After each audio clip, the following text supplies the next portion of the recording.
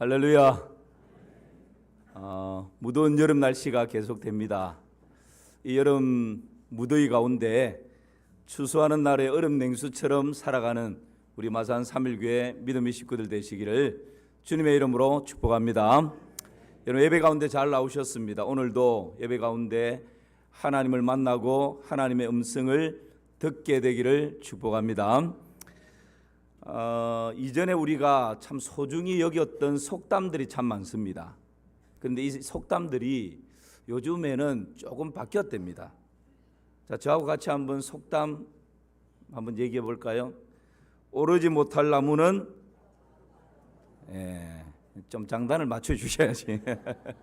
오르지 못할 나무는 그랬는데 요즘은 오르지 못할 나무는 사다리 놓고 오르라 이런답니다. 작은 고추가 요즘은 수입 고추는 더 맵다. 젊어서 고생은 요즘은 젊어서 고생은 늙어서 신경통이다 그런답니다. 윗물이 맑아야 윗물이 맑으면 세수하기 좋다. 고생 끝에 뭐가 와요? 요즘은 젊은 사람들은 뭐라 그럴까요? 고생 끝에 골병 든다. 가는 말이 고와야 요즘은 가는 말이 거칠어야 오는 말이 부드럽다. 서당계 3년이면 요즘은요 서당계 3년이면 보신탕감이다. 그리고 몇 가지 그냥 웃고 지나가는데 여러분 어떤 사건을 희화화하든지 인물을 희화화하든지 우리가 늘 생각했던 어떤 류들을 희화화해서 이렇게 표현하는 것을 우리가 예사로 그냥 한번 웃고 넘어가지만 거기에는 뼈가 있습니다. 왜냐하면 시대의 변화에 사람들의 가치관이 어떻게 지금 바뀌어가고 있는지를 보여주는 것이 사실은 쉽게 한번 웃고 넘어가지만 이런 글들에 다 녹아 있거든요. 우리 같이 나누었지만 고생 끝에 낙이 온다. 그러면서 우리 부모님 세대는 어렵고 힘들었지만 그 고생을 인내하며 참고 기다렸습니다. 요즘은요 고생 끝에 골병 든다. 고생하기 싫어해요.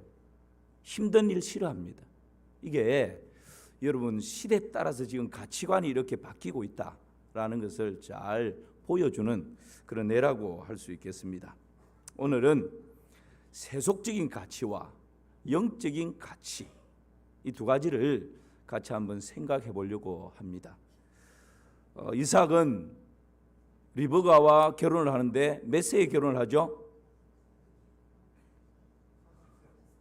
주여 은혜를 주옵소서. 지금 창세기 강의를 열심히 하고 있는데 다시 이삭이 리브가와 결혼을 하는데 몇 세에 결혼했다 그랬죠? 그렇죠. 40세에 결혼합니다. 그리고 결혼한 다음에 에서와 야곱 쌍둥이를 낳습니다. 근데 몇 세에 쌍둥이를 낳을까요? 그렇습니다. 60세. 그러니까 결혼은 40에 했는데 20년 후에 에서와 야곱을 60세에 요즘 말로 하면 늦둥이죠. 60세에 에서와 야곱을 낳게 됩니다. 그런데 우리가 보면 에서는 굉장히 세속적인 가치를 가진 사람이었고요. 그리고 야곱은 세속적인 부분이 있긴 하지만 그래도 영적인 가치를 붙들고 영적인 가치를 추구하려고 몸부림치고 발버둥쳤던 인물이 바로 야곱이었습니다. 오늘 우리가 읽은 이 본문을 통해서 조금 더 구체적으로 우리가 한번 살펴보려고 하는데 그렇다면 세속적 가치와 영적 가치의 차이점이 뭘까? 세속적 가치의 어떤 특징, 영적 가치의 특징이 어떤 것일까? 이것을 오늘 좀 살펴보려고 합니다. 자, 그러면 먼저 세속적 가치. 오늘 본문 29절 30절 말씀 같이 한번 읽어볼까요? 시작. 야곱이 죽을 쑤었더니 에서가 들에서 돌아와서 심히 피곤하여 야곱에게 이르되 내가 피곤하니 그 붉은 것을 내가 먹게 하라 한지라. 그러므로 에서의 별명은 에돔이었더라. 여러분 지금 에서의 기질은 굉장히 활발하고 외향적이고 남성답고 뭐 이런 활동적인 기질입니다. 그래서 사냥하기를 좋아했습니다. 오늘도 사냥에 나가서 열심히 새벽녘에 나가서 사냥을 하고 피곤한 몸을 이끌고 굶주린 배를 움켜쥐고 집에 돌아왔습니다. 근데 집에서는 야곱은 굉장히 가정적이고 좀 내성적이고 좀 이렇게 부드러운 그런 성격의 소유자입니다. 야곱이 집에서 뭐 하고 있었다고요? 죽을 쓰고 있었어요. 이것을 붉은 죽이다. 또 다른 표현으로는 우리나라 정서에서는 팥죽이다. 뭐 그렇게 표현을 합니다. 어쨌든 지금 야곱이 죽을 쓰고 있습니다. 그런데 에서가 그 붉은 것을 내가 뭐하게 하라? 먹게 하라. 여기서 먹게 하라 이 말이 나 지금 배고프니까 동생 그 죽 한 그릇 줘. 나 빨리 먹어야 되겠다. 어떤 이런 표현이 아니라는 거예요. 여기서 아주 다급하게 야 이게 뭐야? 이게 붉은 죽이잖아. 와 내가 좋아하는 팥죽이네 팥죽. 이 팥죽을 준비했다니 빨리 줘 라고 하면서 내게 먹게 하라 이 말이 꿀꺽 먹게 하라, 욕심스럽게 삼키게 하라, 그냥 대접에 담아서 꿀꺽꿀꺽꿀꺽 막 이렇게 삼키는 개걸스럽게 먹게 하라 이런 표현입니다. 그러니까 정상적인 일상에서 나 배고프니까 죽 한 그릇 줘 이게 아니고 그냥 그 죽을 덥석 받아서는 꿀꺽꿀꺽 지금 삼켜야 되는 그런 조급함, 헐레벌떡 지금 분위기가 이런 급박하게 돌아가는 이런 상황이다라는 것이죠. 여러분 그때에 31절에서 33절에 보면 야곱이 이렇게 이야기를 합니다. 같이 한번 읽어볼까요? 야곱이 이르되 형의 장자의 명분을 오늘 내게 팔라. 에스가 이르되 내가 죽게 되었으니 이 장자의 명분이 내게 무엇이 유익하리요? 야곱이 이르되 오늘 내게 맹세하라. 에스가 맹세하고 장자의 명분을 야곱에게 판지라. 지금 에서는 굶주린 배를 움켜쥐고 헐레벌떡 그냥 팥죽을 먹는 것이 아니라 그냥 꿀꺽꿀꺽 삼킬 정도로 그렇게 육신의 굶주림 때문에 막 지금 이렇게 반응을 보이고 있고, 그때의 야곱은 잘 쑤었던 팥죽을 탁 눈에 보이게 주면서 공짜는 없다. 형이 가지고 있는 장자의 명분을 내게 팔라고. 그럼 내가 이것 주겠다고. 떡도 주고 물도 주고 다 줄게. 그리고는 맹세해야 된다. 맹세까지 요구를 합니다. 그런데 여러분 보십시오. 장자의 명분을 야곱에게 어떻게 했다고요? 판지라. 에서가 제일 밑에 부분이죠. 에서가 맹세하고 장자의 명분을 야곱에게 어떻게 해요? 판지라. 팔아버렸어요. 이 행동을 34절에서는 어떻게 평가하는지 한번 보십시오. 34절. 제가 읽습니다. 야곱이 떡과 팥죽을 에서에게 주매 에서가 먹으며 마시고 일어나 갔으니 에서가 장자의 명분을 어떻게 해요? 가볍게 여김이었더라. 장자의 명분을 어떻게 여겼다고요? 가볍게. 요 표현만 보면 별로 뭐 크게 꾸지람하는 것 같지도 않습니다. 엄중하게 책망하는 느낌도 없어요. 그냥 배고프니까 팥죽 먹고 장자의 명분 뭐 동생 너 가져 그러면서 그냥 던져버렸는데 그 장자의 명분을 에서가 굉장히 가볍게 여겼다. 그렇게 그냥 표현하고 지나갑니다. 그런데 여러분 이 상황을 신약에 있는 히브리서 12장 16절에서는 이렇게 해석을 하고 있어요. 시작. 음행하는 자와 혹 한 그릇 음식을 위하여 장자의 명분을 판 에서와 같이 망령된 자가 없도록 살피라. 이게 신약에 딱 넘어오니까 히브리서 기자가 장자의 명분을 가볍게 여겼다라고 하는 이 말을 에서와 같이 무슨 자요? 망령된 자. 지금 이 에서가 장자의 명분을 팥죽 한 그릇에 팔아버린 것을 망령된 자라고, 망령된 행동이라고 그렇게 지금 해석을 하고 있습니다. 그러면서 음행하는 자와 혹 한 그릇 음식을 위하여 장자의 명분을 판 자, 음행하는 자와 동급으로 지금 장자의 명분을 판 것을 취급하고 있어요. 여러분 이 망령됐다라는 뜻이 뭘까요?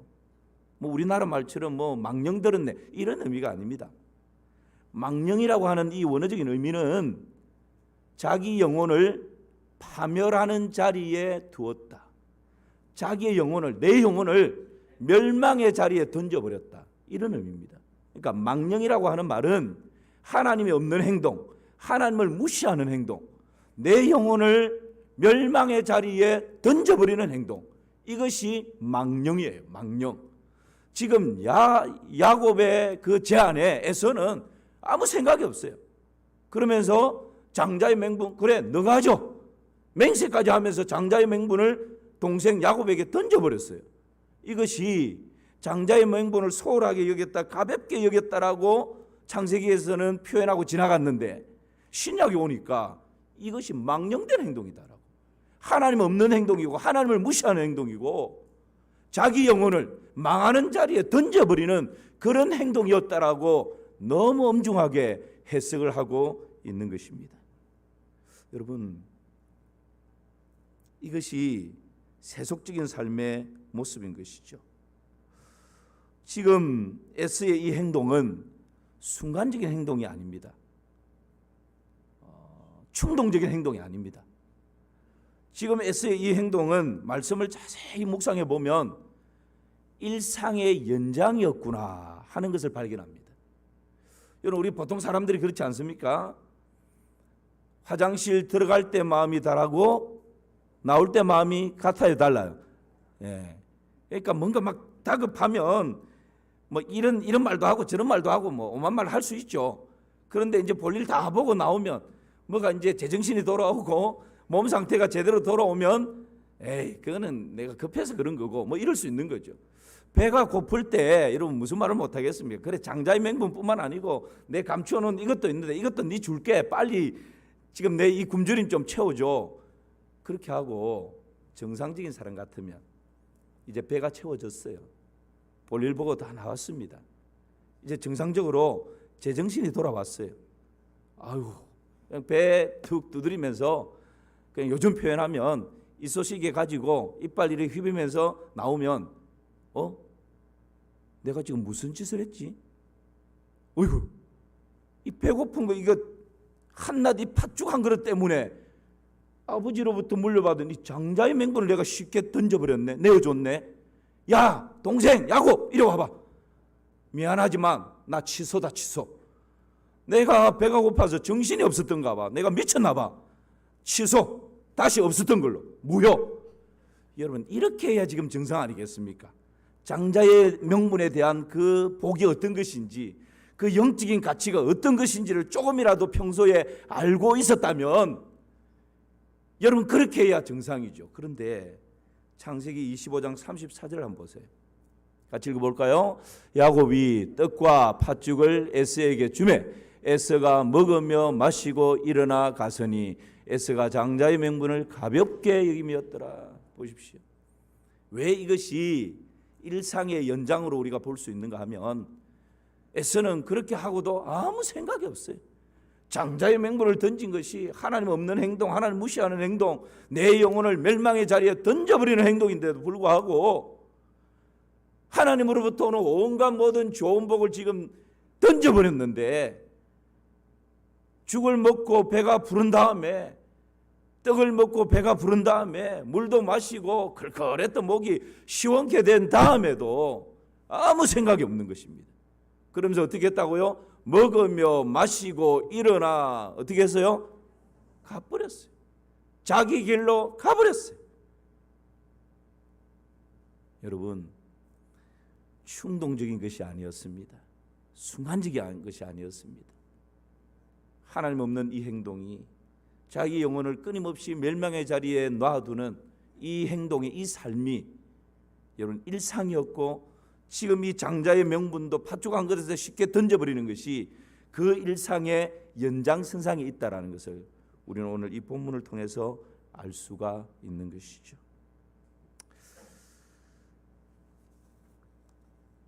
오바다 1장 10절에 보면 여러분 에스의 삶이 어땠는지를 다시 한번 우리에게 알려줍니다. 시작. 네가 내 형제 야곱에게 행한 포악으로 말미암아 부끄러움을 당하고 영원히 멸절되리라. 오늘 본문에서는 잘 나와 있지 않지만 에서, 야곱의 형 에서에 대해서 야곱에게 행한 무엇으로요? 포악으로. 이게 에서의 일상이었다는 것입니다. 여러분, 우리 예수님께서는 세속적인 가치를 경계하십니다. 몸소폰을 보여주셨습니다. 공생애를 시작하기 전에 광야에서 40일 금식을 하십니다. 그리고 마귀에게 시험을 받으시죠. 여러분도 금식의 경험이 있을 것입니다. 한 2, 3일만 금식을 한다고 굶고 나면 눈에 보이는 모든 것이 뭘로 보이죠? 먹는 것으로 보입니다. 앞에 있는 검은 머리도 짜장면 그릇으로 보이고, 평소에는 보지도 않던 초코파이가 왔다 갔다 하고, 여러분 금식하면서 주님을 깊이 묵상해야 되는데 컵라면을 깊이 묵상하고 있습니다. 그만큼 우리 사람의 욕구 중에 식욕이라고 하는 것이 가장 강력한 욕구이기 때문에 그렇습니다. 모든 욕구 중에 식욕만큼 강한 욕구가 없어요. 이것을 가장 잘 알았던 마귀가 예수님께 와서 도전하지 않습니까? 40일을 금식하고, 아마 예수님도 지금 배가 고파 죽을 지경이었을 텐데 이 광야에 돌아다니는 이 돌들을 떡으로 만들려고, 어쩌면 여러분 40일 금식하고 나면 그 돌들이 떡으로 보이지 않겠습니까? 근데 그 떡으로 만들려고, 이때 우리 예수님께서 세속적인 가치를 쫓아 행하지 않습니다. 그 가운데서도, 그 급박한 상황 가운데서도 영적인 가치를 놓지 않습니다. 그게 뭡니까? 마태복음 4장 4절 말씀입니다. 시작. 예수께서 대답하여 이르시되 기록되었으되 사람이 떡으로만 살 것이 아니요 하나님의 입으로부터 나오는 모든 말씀으로 살 것이라 하였느니라 하시니. 할렐루야. 사람이 떡으로 사는 것 아니다. 세상 가치로 사는 것 아니다. 하나님의 입으로 나오는 모든 말씀, 영적인 가치로 살아가는 것이 우리 그리스도인의 본분이다. 할렐루야. 이것을 예수님께서 친히 보여주신 것입니다. 그러므로 여러분, 우리는 생수 대신 성령을 구해야 되는 존재입니다. 만나 대신 능력을 구하시기를 축복합니다. 여러분, 지금 떡 대신 하나님의 말씀으로 살아가는 것이 하나님의 자녀된 영적 가치를 추구하는 저와 여러분의 삶의 모습이 되기를 주님의 이름으로 축원합니다. 자, 이것이 세속 가치예요. 그렇다면 야곱은 영적 가치를 추구하는데 영적 가치에 대해서 같이 좀 말씀을 나누려고 합니다. 코로나 전에 우리 경남 마산 노회에서 해마다 신령교사 부흥회를 하죠. 코로나 전에 몇 년도인지는 제가 정확하게 모르겠습니다. 우리 마산 3일교회에서 노회연합회, 주일학교 연합회에서 신령교사 부흥회를 한 적이 있습니다.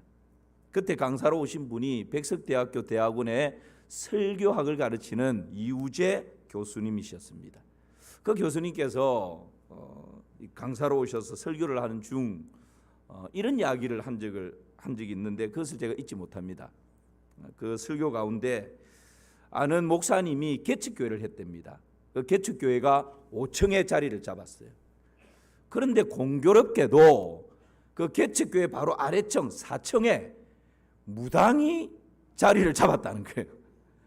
그러니까 어떨 때는 위에서 지금 찬송부에서 예배를 드리는데 밑에서 막 구단다고 땡깡땡깡땡깡 하면서 난리 굿을 치더랍니다. 그래서 한 번은 목사님이 밑에 있는 4층에 내려가 봤대요.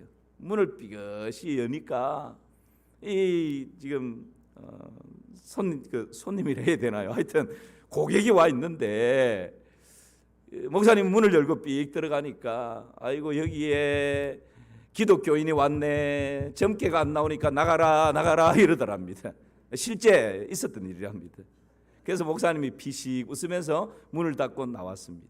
그런데 그 주일날 이 개척교회에 4사람의 아줌마가 등록을 한 거예요. 목사님이 깜짝 놀라서, 여러분 개척교회에 한 사람 등록하는 것도 얼마나 귀합니까? 그런데 아줌마 4사람이 나란히 등록을 했어요. 보통 등록하면 이제 저도 우리 교회 새로 등록하면 같이 베델에서 인터뷰를 하면서 어디서 오셨습니까? 우리 교회 아시는 분이 있습니까? 사는 데는 어디입니까? 혹 이전에 교회 다녀본 적이 있습니까? 우리 교회 오늘 어떻게 나오셨습니까? 뭐 이런 걸 질문을 하거든요. 그런데 그렇게 목사님이 물었답니다. 어떻게 우리 교회 이렇게 네 분이 같이 이렇게 오늘 나와서 등록을 하게 됐냐고. 그랬더니 이분들이 사실은 하도 집안이 시끄럽고 막 우환이 많아서 아래층에 있는 무당에게 점괘 물으러 갔다는 거예요. 근데 그 무당이 우리를 딱 한 사람 한 사람 쳐다보더니만 당신들은 여기 와서 될 게 아니고 교회 가야 살아 그러더래요. 그러면서 교회를 소개해 주는데 요 위층에 교회가 있으니까 다음 주에 이 교회 와서 등록해 그러더래요.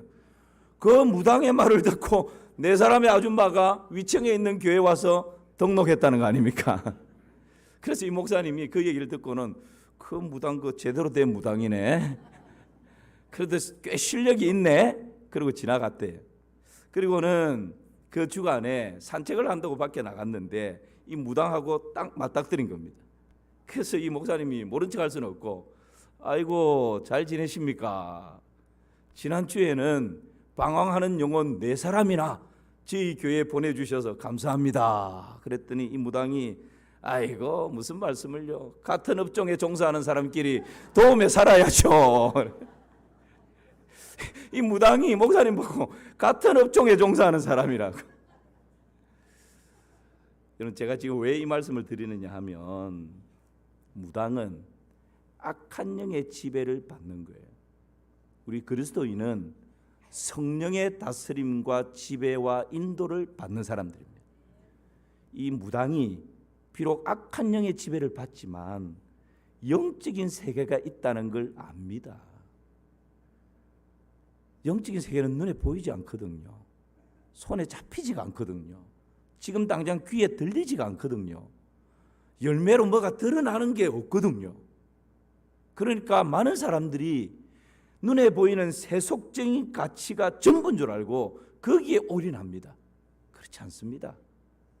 여러분 비록 악한 영에 붙들려 있는 무당도 영적 세계가 있다는 것을 알기 때문에 내 힘으로 안 되는 것은 나보다 더 센 신, 진짜 창조주고 통치자 되시는 그 하나님께 가야 고침받는다는 걸 알아요. 그러니까 그렇게 보내는 거죠.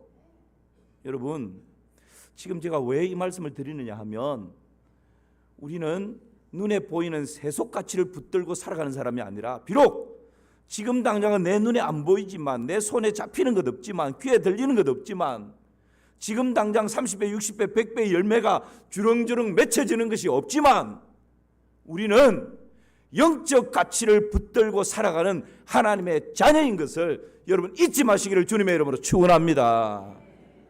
이것을 잊어버리면 모든 것을 잊어버리는 거예요. 여러분 야곱이 왜 이 영적 가치에 이토록 목을 매는 걸까요? 왜 이토록 집착하는 걸까요? 우리는 쉽게 이렇게 생각할 수 있습니다. 장자 되면 재산 더 많이 물려받을 수 있으니까. 그럴까요? 야곱 생각해 보십시오. 장자의 명분 얻고 나서 재산 아버지한테 받았습니까? 없어요. 형의 위협 때문에 재산은 고사하고 목숨 부지하려고 모든 것 다 버려두고 외삼촌 집으로 도망갑니다.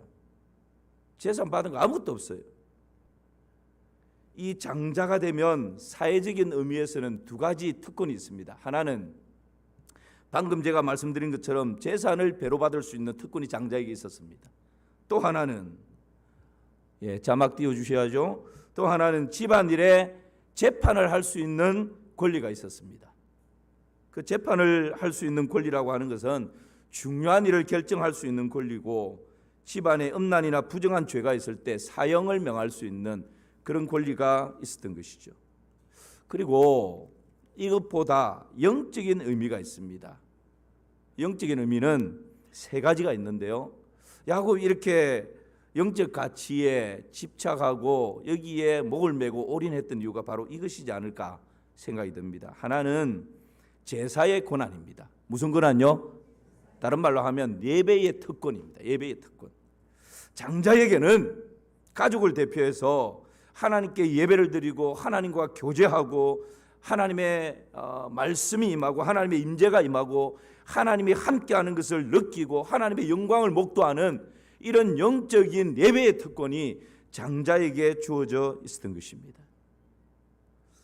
여러분 실제 창세기 28장 15절 말씀 한번 보실까요? 시작. 내가 너와 함께 있어 네가 어디로 가든지 너를 지키며 너를 이끌어 이 땅으로 돌아오게 할지라 내가 네게 허락한 것을 다 이루기까지 너를 떠나지 아니하리라 하신지라. 야곱이 여러분 아버지의 재산 때문이 아니었고 집에서 무슨 결정권자가 되고 싶어서 그런 것이 아니었다라는 거예요. 야곱은 재산 한 푼 받지 못하고 도망자 신세가 되어버렸습니다.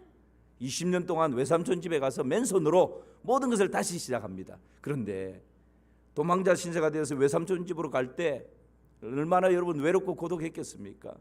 하루는 돌을 베개 삼아서 밤에 누웠습니다. 밤하늘에는 별이 반짝반짝 빛나고 있습니다.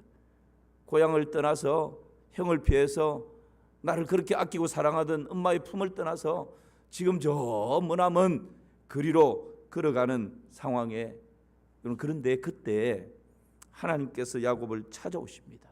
그래서 야곱에게 하시는 말씀이 오늘 창세기 다시 한번 띄워보시죠. 15절에 이 말씀. 내가 너와 함께 있어 네가 어디로 가든지 너를 지키며 너를 이끌어 이 땅으로 돌아오게 할지라 내가 네게 허락한 것을 다 이루기까지 너를 떠나지 아니하리라. 할렐루야. 이것이 여러분 예배의 특권, 장자에게 주어져 있는 특권입니다. 야곱 잘한 거 없어요. 형을 속였습니다.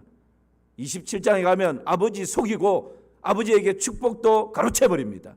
도덕적으로 윤리적으로 보면 잘한 거 하나도 없습니다. 에서보다 더 못했어요. 그런데 이 영적인 거룩한 욕심을 가지고 영적인 특권을 얻기 위해서 이미 하나님께서 태중에 있을 때 야곱을 지명했습니다. 조금 기다리면 돼요. 그런데 자기의 기질 때문에 자기의 욕심 때문에 기다리지 못하고 가로채는 거죠. 그럼에도 불구하고 여러분 장자가 된다라고 하는 것은 영적인 가치를 붙든다고 하는 것은 나의 실수도 있고 넘어짐도 있고 부족함도 있고 상처투성이인데 그럼에도 불구하고 베델에 외로운 밤에 고독한 밤에 하나님이 내 인생에 찾아오신다는 것입니다. 그리고 하나님 뭐라 말씀하십니까? 내가 요구한 것도 아니에요. 하나님께서 일방적으로 네가 어디로 가든지 너를 지킬 것이다. 너를 이끌 것이다. 네가 이 땅으로 다시 돌아오게 할 것이다. 내가 너에게 허락한 것을 이루기까지 너를 떠나지 않을 것이다. 할렐루야. 이것이 여러분 보이지 않는 미래에 이루어질 놀라운 영적인 복이죠. 뿐만 아닙니다. 이 루스 땅이었죠. 본래는 이 루스가 여러분 이곳에서 야곱이 하나님을 만남으로 인해서 베델 하나님의 집으로 바뀌어버리지 않습니까? 20년의 세월을 외삼촌 집에서 보내고 이제 고향으로 돌아옵니다. 그리운 고향. 여러분 그때에 야곱의 마음에 두려움이 엄습합니다. 뭐 때문에요? 형 에서가 군사를 데리고 지금 온다는 이야기를 듣고 20년 전에 형을 속여서 장자의 맹분을 빼앗았던 것 때문에 우리 가족이 이제 다 죽게 생겼구나. 이런저런 인간적인 방법을 쓰지만 두려움은 떠나지 않습니다. 그때 이 야곱이 야복 강가에서 하나님과 씨름을 하지 않습니까? 환도뼈가 부러지면서까지 나를 축복하지 않으면 놓지 않겠습니다. 밤새 그렇게 씨름을 합니다. 여러분 그 야복 강가에서 하나님이 야곱을 찾아오시고 그 야곱, 속이는 자라고 하는 야곱의 이름을 이스라엘로 바꾸어 주시는 것입니다. 이것이 여러분 영적 가치를 추구하는 사람들의 은혜와 복입니다. 그 인생이 고생도 되고 외삼촌 집에 가서 20년 살면서 속임도 당하고 정말 구부러진 길을 걸어가는데 하나님께서 구부러진 길 그 가운데에 그 모퉁이마다 하나님이 감춰주신 은혜, 감춰두신 하나님의 복이 있더란 말입니다. 이것이 여러분 영적 가치를 추구하는 사람들이 누리는 놀라운 은혜와 복인 줄을 믿습니다. 세속적 가치를 가지고 살아가는 사람들 평탄대로인 것처럼 보입니다. 고속도로입니다. 룰루랄라 하면서 좋은 차 타고 고속도로를 질주하며 달릴 수 있습니다. 그러나 여러분, 세속적 가치 가운데에는 하나님께서 감춰두신 이 은혜, 야복 강가의 은혜, 베델의 은혜, 이런 은혜는 결코 누릴 수가 없는 것입니다. 이 은혜를 알았기에 여러분, 좀 우리가 보면 과한 것 같지만 이 축복권을 붙들고 집착하며 나가는 것이죠. 여러분, 하나님 앞에 주일날 나와서 예배드리는 이 한 번도 여러분, 이런 영적인 가치를 붙들고 집착할 수 있기를 주님의 이름으로 축원합니다. 이 영적 의미, 장자에게 있는 영적 의미는요, 두 번째는 축복권입니다. 이 축복권은 당시에는 재산의 일부로 봤습니다. 그러니까 물질은 실현되어진 재산이고, 보이지 않는 영적 축복권은 미래에 실현되어질 축복, 재산으로 보았던 것이죠. 야, 믿음이 얼마나 여러분 대단합니까? 축복하면 이루어진다. 이게 여러분, 이 믿음이 없으면 축복권을 재산으로 볼 수 있겠습니까? 창세기 49장으로 딱 넘어와 보십시오. 여러분, 그 후손들 12명을 한 명 한 명 축복하는데 누구의 자녀들입니까? 야곱의 자녀들이에요. 사실은 에서의 자녀들이 거기에 다 축복받아야 되는 거 아닙니까?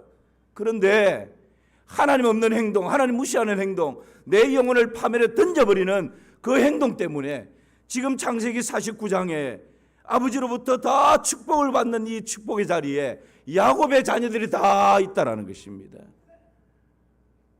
여러분, 우리에게 주어져 있는 이 축복권을 예사로 여기지 마십시오. 지금 당장 이루어지지 않는다고요? 학교 가는 아이 위에 손 얹고 기도하는 아버지의 손, 어머니의 손, 별 것 아니라고요? 그렇지 않습니다. 하나님께서 우리에게, 우리 부모에게 이 장자권, 축복권을 허락해 주셨습니다. 여러분, 이것을 예사로 여기면 안 됩니다. 이것을 마음대로 던져버리면 안 됩니다. 나중에는 제국의 황제, 애굽 나라의 바로에게 가서 이 노파가 그저 아무것도 할 수 없는 이 늙은 노파가 여러분, 바로 황제도 축복하지 않습니까? 이것이 장자에게 주어져 있는 놀라운 축복권인 것입니다. 이것을 가지고는 두려운 게 없습니다. 마지막 이 장자의 끈에 있는 영적인 의미는요, 메시아의 계보를 잇는 것입니다. 장자권이 계승되는 혈통을 통해서 앞으로 메시아 예수 그리스도께서 이 땅에 오시게 되는 거죠. 마태복음 1장 1, 2절 말씀 보실까요? 시작. 아브라함과 다윗의 자손 예수 그리스도의 계보라. 아브라함이 이삭을 낳고 이삭은 야곱을 낳고 야곱은 유다와 그의 형제들을 낳고. 아브라함과 다윗의 자손 예수 그리스도, 우리 인생의 구원자, 우리 인생의 참 주인, 왕, 그 예수 그리스도의 계보를 이야기하는데, 아브라함이 누구를 낳았다고요? 이삭을 낳고, 이삭은 누구를 낳았어요? 본래 야곱이라고 하는 이름 자리에 누가 들어가야 됩니까? 에서가 들어가야 되죠. 에서가. 근데 여러분, 영적 가치를 버리고 장자의 가치를 붙들었던 이 에서가 이 영광스러운 메시아의 족보에서 이름이 빠져버리고 에서 이름 대신 누구의 이름이 들어가 있습니까? 야곱의 이름에 들어가 있는 것입니다.